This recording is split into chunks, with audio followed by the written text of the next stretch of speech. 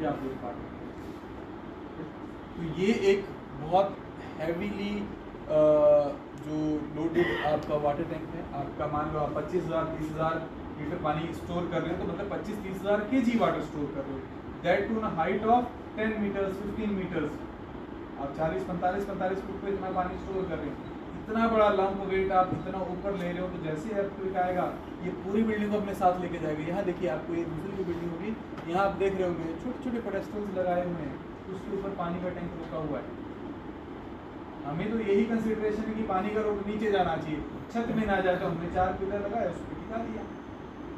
What happens, इतने height पे जाके जब एक्सक्रेट करता है अर्थक्वेक, उससे ये जो पूरा आपका वाटर टैंक है ये क्या करेगा, पूरा बिल्डिंग को जो अपने साथ यहाँ ले जाएगा, फिर वापस लेके आएगा और एक टाइम पे फिर वेरी इंपॉर्टेंट। अच्छा, ये एक बहुत बड़ा हमारे समस्या है, सर भी इसके बारे में बोल रहे थे, रेट्रोफिटिंग। हमारे पास जो अभी 2016 का लेटेस्ट सर्कुलर कोड है, उससे पहले आपके पास 2001 का था, उसके बाद 1993 का था। जो बिल्डिंग 1993 है उससे पहले बनी होगी, उसके लिए वो कोड कंसिडर किया होगा बनाने के लिए, अगर किया हो। उसके बाद 2001 तक जो बनी होगी, 2001 अभी 16 से पहले बनी होगी, 2001 वाला कोड यूज़ किया होगा। अब जो 2016 के बाद बन रही है उसकी लेटेस्ट कोड यूज़ किया होगा। तो क्या जो 2016 से पहले बिल्डिंग बनी उनका क्या करें? अब वो जो डिज़ाइन कोड आपने यूज़ किया है वो चेंज हो गया, अब उनको आपने रेट्रोफिट करना। रेट्रोफिटिंग एक डिटेल टेक्निक होती है, आप किस तरह से करते हैं, एक्सटर्नल फील्ड लगाते हैं, फिर आप फाइबर रिइंफोर्स कंक्रीट देते हैं, ठीक है, डिपेंडिंग अपॉन आपकी स्ट्रेंथ कितनी बची है।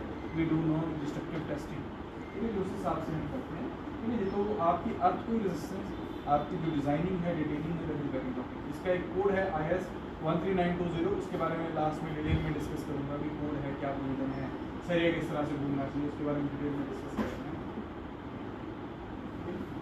Now come the dimensioning part के बारे में हम बात करें तो जो हम बहुत पतले आप कॉलम देते हैं 200 या 230 का, वो नहीं प्रोवाइड करने के लिए, ठीक है। और हाँ, एक इम्पॉर्टेंट कंसेप्ट यहाँ आता है बार्स का। ये आप देख रहे होंगे, एक बीम है, ये बीच में कॉलम है, यहाँ से बार्स जा रही हैं। जनरली हमारी क्या प्रैक्टिस है, एक तो ये है कि बीम की जो आपके पास बार्स हैं, जो मेन रिइंफोर्समेंट, वो अलग चल रही है, कॉलम उसके बीच में होता ही नहीं है। अगर है तो हम क्या करते हैं, उसको बाहर से ले जाते हैं, ठीक है जी।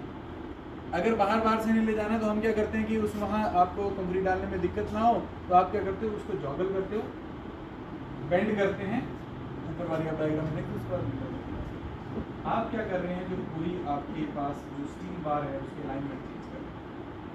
What we are actually trying to do, we are trying to reduce the strength. जो आपका कॉलम बीम जॉइंट है, that is the very strong, और उसको जितना आप यहाँ पे आप जॉइंट देंगे, जितना इसमें आप बेंड करेंगे, उसकी स्ट्रेंथ कम होती जाएगी। इस तरह की प्रैक्टिस है जो शुड बी अवॉइड। और यहाँ पे तो एक बहुत आपको इम्पोर्टेंट बताता हूँ कि जब हम कंस्ट्रक्शन भी करते हैं, what we try to do, तो ये वाला एरिया यहाँ पे हम रिंग वगैरह बांधते ही नहीं है। जनरल कॉलेज की भाई साहब यहाँ रिंग जाता ही नहीं, तो कैसे बांधेंगे हम? But we have new type of things, we have hooks manage कर। तो साइड पे जो इंजीनियर है उसको मैनेज करना है, जो मैसन है it simply give you an excuse कि भाई साहब यहाँ जा ही नहीं रहा है, तो साहब क्या करें, कैसे करें, यहाँ रिंग डाल देंगे तो कंक्रीट कैसे जाएगी। ये भी तो इशू है, इतना ज़्यादा हैवीली रिइंफोर्स हो जाता है तो कंक्रीट कैसे जाएंगे। Then we have options of vibrators. Vibrators अब तो काफ़ी कॉमन हो गए हैं, है ना। वाइब्रेटर्स आप लोग यूज़ करते हैं, है ना। Vibrators are very common. अच्छा, आपको मैं बताता हूँ कि वाइब्रेटर के साथ हमारे जो मैसन्स हैं उनको थोड़ा डर लगता है वाइब्रेटर यूज़ करने से। आप कंस्ट्रक्शन करा रहे होंगे, वाइब्रेटर्स बढ़ते से कि भाई साहब वाइब्रेटर लगाएंगे तो वो तो सारी शटरिंग निकाल देगा। आपने शटरिंग किसकी करी है? शटरिंग फट्टे करी है, नीचे आपने बैम्बू लगाया हुआ है। आप रेगुलर जो आपकी स्कैफोल्डिंग आप उसको यूज़ नहीं कर रहे हो, आप क्या करते हैं, फट्टा लगाते हैं बाइंडिंग वायर के साथ, उसको बांध देते हो, आप स्टील की बना ही नहीं रहे। फिर आप बोलते हो ऐसे जब जंक्शन आ रहे हैं यहाँ पे हमारी कंक्रीट डलती नहीं है। यहाँ क्या करते हैं, अगर कुछ भी भरते हैं और एक कॉलम बीम जॉइंट को बहुत ज़्यादा वीक है। Column weak beam joint should be the strongest. कभी भी आपको आए इस कमरे में बाई चांस कभी आपको आए, the safest point will be that column beam junction, तो उसके पास उसको पकड़ खड़े हो जाओ, सबसे लास्ट में वही फेल करेगा अगर आपने प्रॉपर डिजाइन करा। दीवार गिर जाएगी, बीम छत टूट जाएगी, बीम टूट जाएगा, लास्ट में कॉलम और कॉलम गिर जाएगा। अगर ये टूट गया उसके बाद सारा टूट गया, ठीक है। तो this should be designed very critically and executed more critically. यहाँ पे क्वालिटी का काम होता है। यहाँ पे एक और आपको चीज़ बताता हूँ, दिक्कत क्या आती है, हम लोग क्या करते हैं, जो रेशो यूज़ करते हैं इसकी बहुत बड़ी दिक्कत है। हमारे पास रेशोज अलग अलग होती है,